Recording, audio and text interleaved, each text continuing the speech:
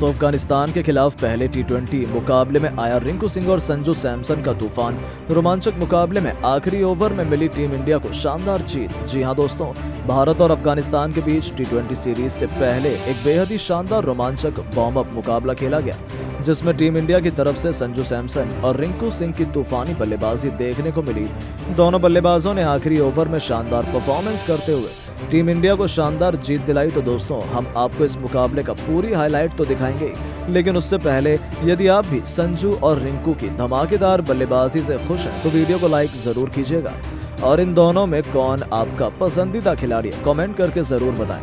दोस्तों, अगर आज के इस मुकाबले के टॉस की बात करें तो सिक्का उछाला रोहित शर्मा ने और गिरा भी रोहित शर्मा के पक्ष में और उन्होंने टॉस जीतकर पहले गेंदबाजी का फैसला किया।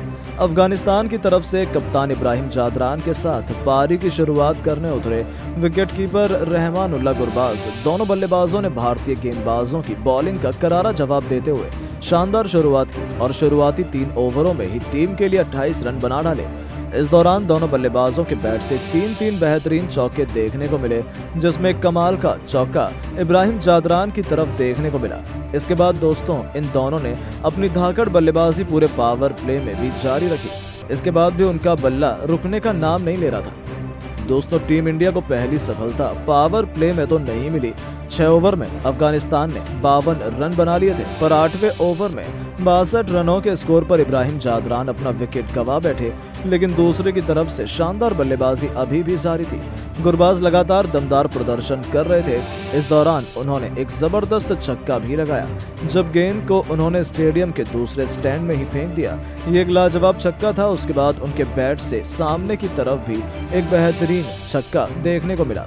देखते ही देखते इस खिलाड़ी ने अपना बेहतरीन अर्धशतक भी पूरा कर लिया था और टीम इंडिया के लिए मुश्किल खड़ी कर दी थी, क्योंकि जिस प्रकार की बैटिंग ये खिलाड़ी कर रहा था, अब उनका विकेट लेने की बहुत बड़ी चुनौती हमारे सामने थी। लेकिन टीम इंडिया को सफलता नहीं मिल पा रही थी। उन्होंने अपनी टीम को 15 ओवरों में 142 रनों तक पहुंचा दिया अपनी तूफानी बल्लेबाजी के दम पर। लेकिन दोस्तों, आखिरकार रहमानुल्लाह गुरबाज के रूप में टीम इंडिया को सफलता मिल गई, जब वो बड़ा शॉट खेलने के प्रयास में अपना विकेट गंवा बैठे।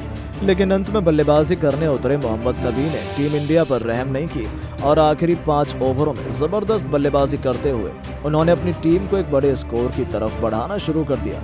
नबी के बल्ले से एक के बाद एक 3 बेहतरीन छक्के 18वें ओवर के अंदर देखने को मिले। इस ओवर में पूरी तरीके से भारतीय गेंदबाज बेबस नजर आ रहे थे।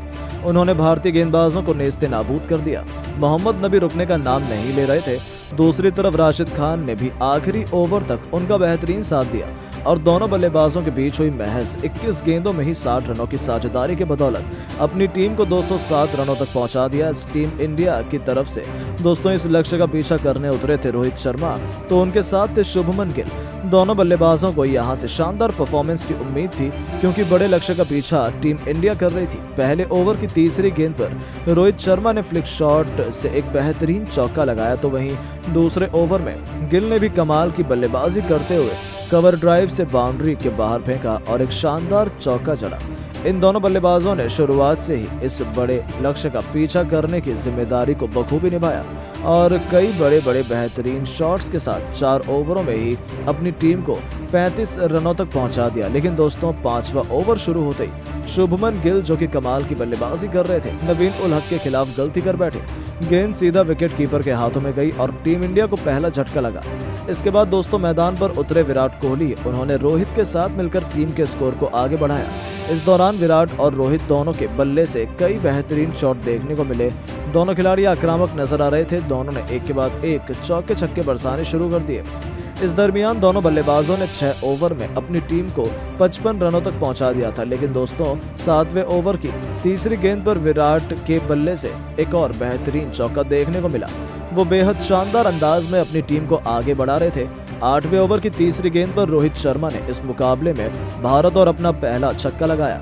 जब उन्होंने गेंदबाजी की, गेंद को सीधा उसके सिर के ऊपर से छक्के के लिए मार दिया। उसके बाद तो उन्होंने अपने छक्कों का आगाज किया।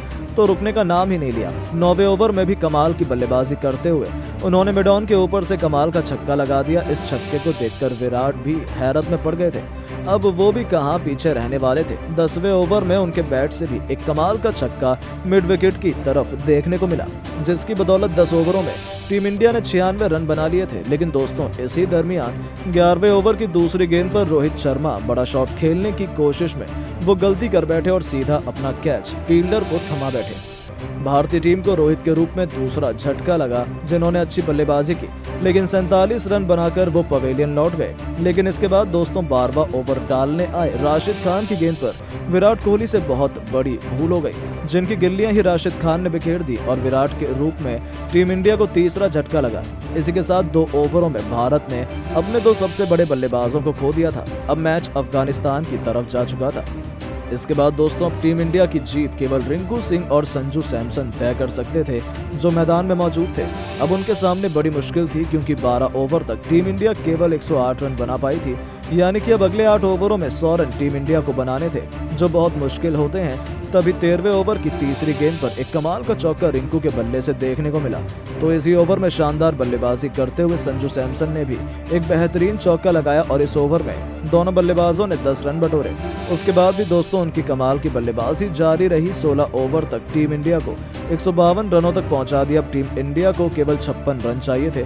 24 गेंद में मुकाबला कहीं भी जा सकता था, लेकिन जब तक ये दोनों बल्लेबाज टिके थे, हम आसानी से ये मैच जीत सकते थे। और 17वें ओवर में ही उन्होंने ऐसा कुछ कर दिखाया कि अफगानिस्तान के पसीने छूट गए, जब दोनों बल्लेबाजों ने नवीन उल हक के खिलाफ आक्रामक अंदाज अपनाते हुए इस ओवर में 2 चौके और एक बेहतरीन छक्के की बदौलत 14 रन बटोरे और टीम इंडिया की जीत के बेहद करीब पहुंचा दिया। टीम इंडिया को 3 ओवर में 42 रन चाहिए थे। अब ये ओवर भारतीय टीम के लिए बेहद जरूरी था, जिसका आगाज रिंकू सिंह ने बेहतरीन चौके से किया। इसी ओवर की 5वीं गेंद पर संजू के बल्ले से भी एक बेहतरीन चौका देखने को मिला। इस ओवर में भी दोनों बल्लेबाज 12 रन बनाने में कामयाब हो गए। अब 19वें ओवर में गेंदबाजी करने आए राशिद खान का स्वागत ही संजू सैमसन ने तूफानी छक्के से किया। यानी कि अब 11 गेंद पर टीम इंडिया को 24 रनों की जरूरत थी। तभी दूसरी गेंद पर बेहतरीन 2 रन दौड़कर संजू अपना अर्धशतक पूरा कर चुके थे।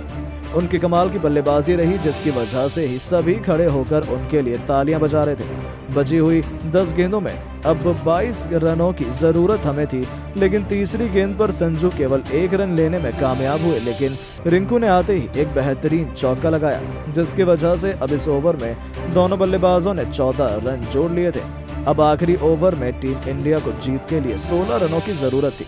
दोस्तों संजू सैमसन पहले गेंद पर बड़ा शॉट लगाना चाहते थे, लेकिन वो भाग्यशाली रहे। उनका कैच ड्रॉप हो गया और वो 1 रन लेने में कामयाब हो गए। भारतीय टीम को 15 रन 5 विकेट में चाहिए थे। गेंद फिलहाल हाथ में थी नवीन उल हक के, अब सामने थे रिंकू सिंह। पूरी तरीके से मुकाबले को अपने पक्ष में करना रिंकू सिंह के बस की बात थी, लेकिन दूसरी गेंद में वो भी केवल 2 रन ले पाए। 13 रनों की दरकार अब भारतीय टीम को 4 गेंद पर थी, यानी कि मैच पर शिकंजा हो गया था। तीसरी गेंद पर रिंकू ने कमाल की बैटिंग करते हुए एक शानदार छक्का लगाया और इस छक्के के साथ टीम इंडिया के लिए अब ये लक्ष्य थोड़ा आसान हो गया था। 3 गेंद पर अब 7 रनों की जरूरत थी, लेकिन रिंकू ने ज्यादा इंतजार नहीं किया। चौथी गेंद पर ही सामने की तरफ एक बेहतरीन शॉट खेला और गेंदबाज के सिर के ऊपर से तूफानी छक्का जड़ दिया। अब 2 गेंद में इंडिया को केवल 1 रन चाहिए था। मैच टीम इंडिया के हाथों में आ चुका था और आखिरकार इसी गेंद पर रिंकू ने न केवल शानदार चौके से अपना अर्धशतक पूरा किया, बल्कि टीम इंडिया को शानदार जीत भी दिला दी। तो दोस्तों अब रिंकू और संजू की बल्लेबाजी आपको कैसी लगी, हमें नीचे कमेंट करके जरूर बताएं और ऐसी शानदार खबरों के लिए चैनल को सब्सक्राइब जरूर करें। धन्यवाद।